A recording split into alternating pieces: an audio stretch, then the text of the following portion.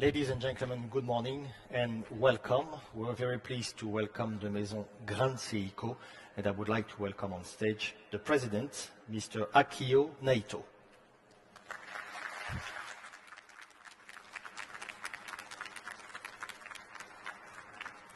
Good morning, ladies and gentlemen. Bonjour, mesdames et messieurs. 皆様、おはようございます。Since our international launch in 2010, Grand Seiko has enjoyed warm praise from watch fans worldwide, both for its watchmaking and for its uniquely Japanese beauty. When we speak of Japanese beauty, one might think of creations such as our famous snowflake or Shunbun modo. It captures the image of cherry blossoms on the surface of a river in spring. These timepieces showcase the Japanese affinity for nature as well as the subtlety of traditional artwork. Today, I'm delighted to discuss another one of our special creations that captures the beauty of Japanese craftsmanship. This is a manual winding dress watch in the Evolution 9 style, or as it will also be known from now on, the E9 style. The exquisite pattern of the dial is inspired by the white birch trees that grow near the Grand Seiko Studio Shizukuishi, where all our mechanical watches are crafted. The watch is powered by a new hand-winding high-beat caliber 9SA4.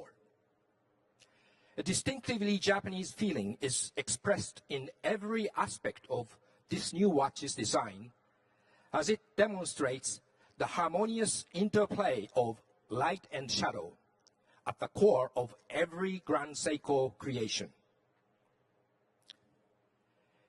You may wonder, how does the Japanese sense of beauty apply to a wristwatch?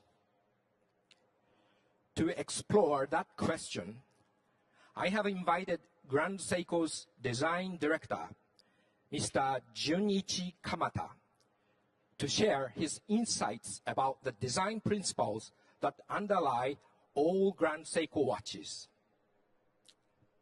Ladies and gentlemen, please give a warm welcome to Mr. Kamata.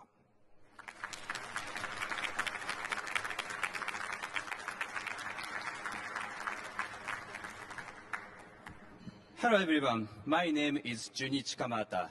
It's a great pleasure to be here today because I always enjoy talking about a Grand Seiko design. For centuries, Japanese culture has treasured the interplay of light and shadow. Let me explain how this sensibility lies at the heart of the Japanese sense of beauty and of Grand Seiko design. The appreciation of beautiful gradations, not simply black or white, but shades of gray, is part of the cultural DNA of Japanese people. Perhaps you have seen a traditional Japanese house with paper doors and windows. Sunlight does not shine direct through the paper shoji, but it filtered and produces soft shades of gray on the tatami mat inside. We enjoy this. We treasure it. We do not see light as good and shadow as bad. Instead, we see the shadings between them as fascinating and beautiful. One of our famous writers even wrote an essay entitled "In Praise of Shadows." Please think about that. Japanese write essays about the beauty of shadows. This tells you much about our traditional sense of beauty.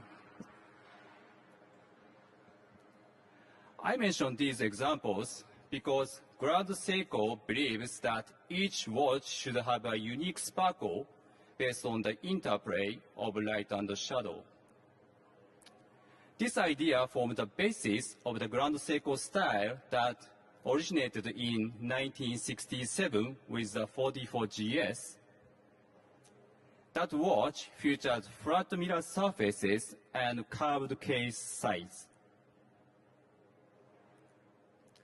The design creates a special brilliance based on the interplay of light and shadow.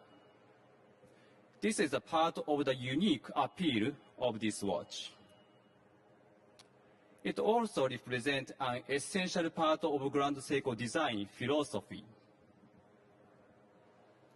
The Grand Seiko style, which was born back in 1967, continues to guide our design today.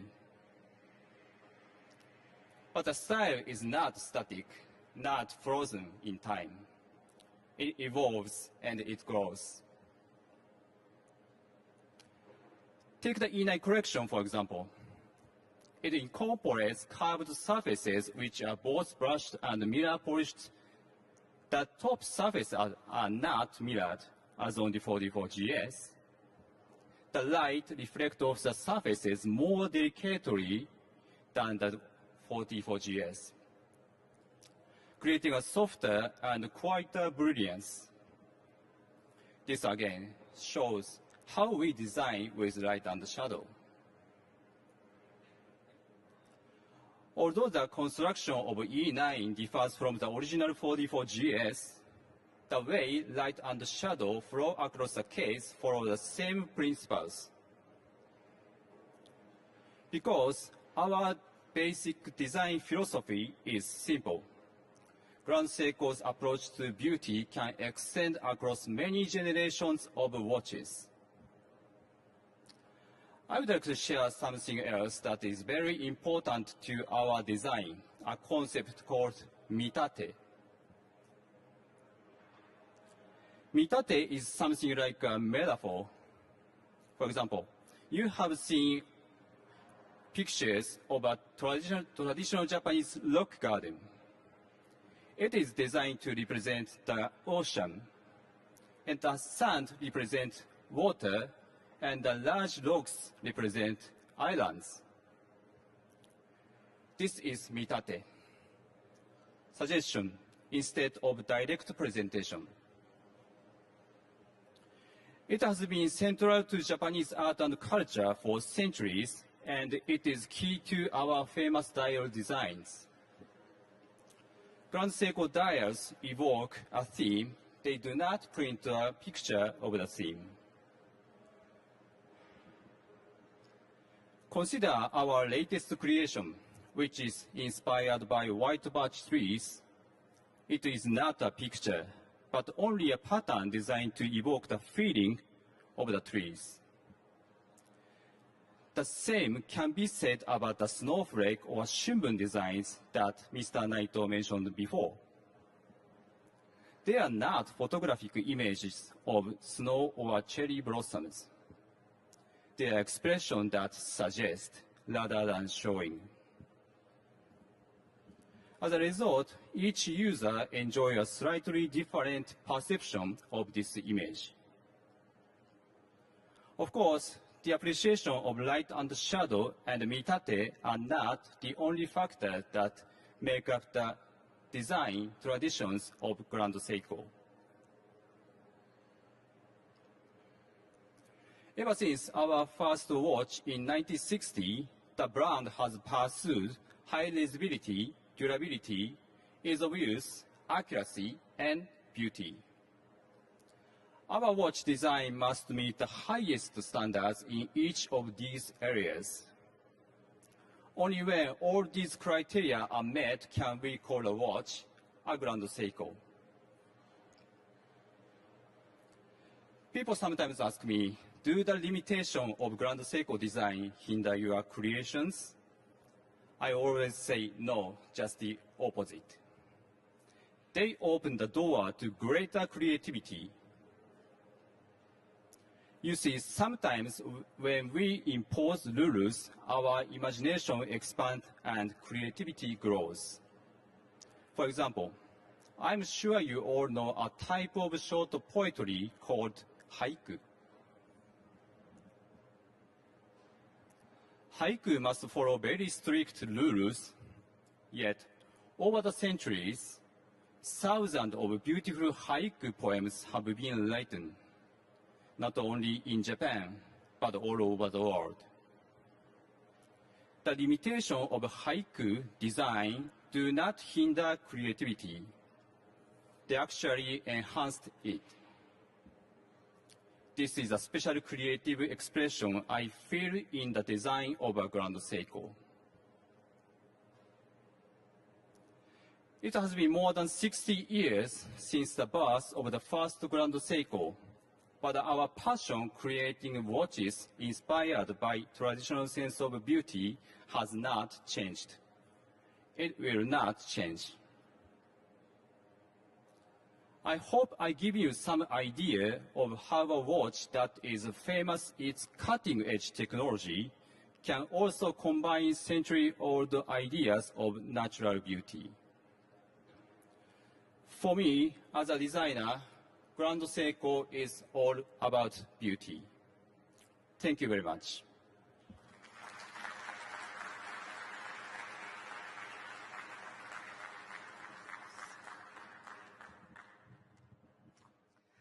Thank you, Kamata-san. As he hinted, Japanese artisans are in constant pursuit of perfection. And this is true of everyone involved in every part of our watchmaking. This spirit also reflects another fundamental aspect of Japanese culture that has been a constant throughout the centuries, what is called Do, or the way. Do is all about being intensely focused, constantly seeking improvements with no compromise until an ideal result is fully achieved. Do is another essential part of Japanese culture.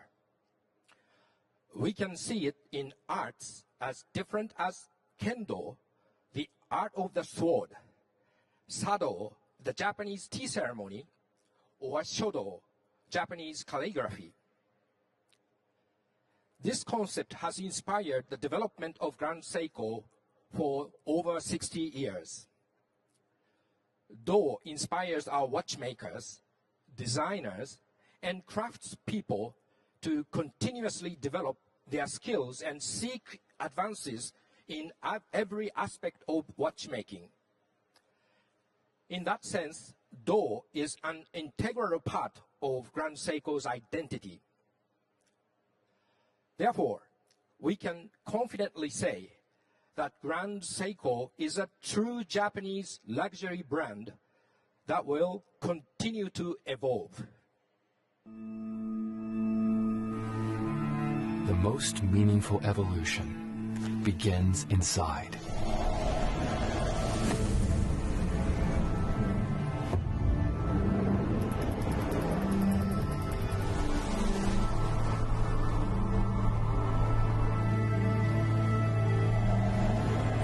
Essential, exploratory, ever-evolving.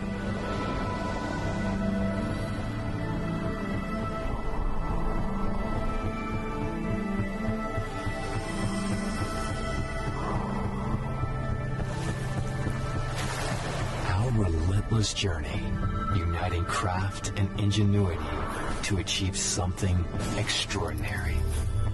Evolution begins inside. Alive in time. Grand Seiko Evolution 9.